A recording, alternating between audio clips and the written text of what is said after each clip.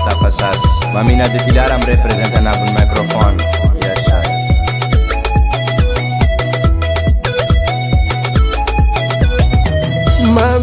Mandeana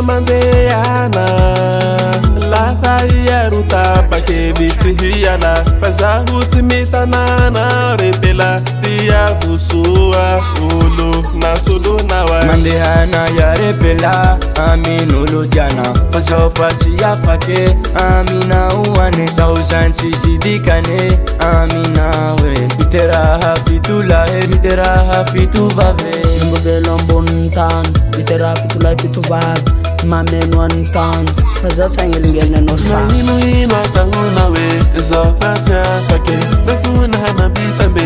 Zafata fake Mahinu tahuna we Zafata fake Nafuna hana bitambe Zafata fake Beluma shafadia ya repela Zausia fake Amina we Mitera fitula ifitu vave Aminulu tiana uzauane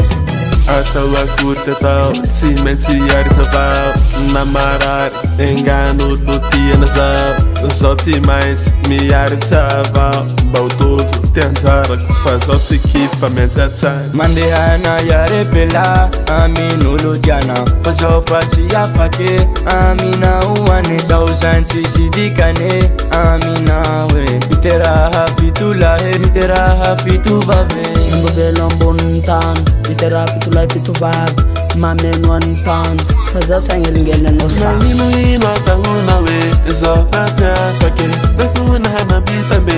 Zafata fake Mahinu tahuna we Zafata fake Nafuna hana bitambe Zafata fake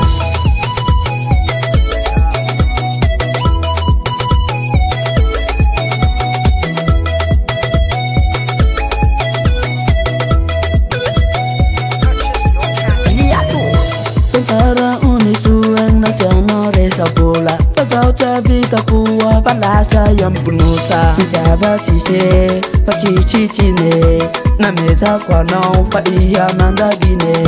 Fijaba cise, pacici cine Na meza kwa nau pa iya nipichike Enaniza ura, nahita ulu jako Enaniza ura, nahita ulu jako Enani zahura Nahita ulu tiako Enani zahura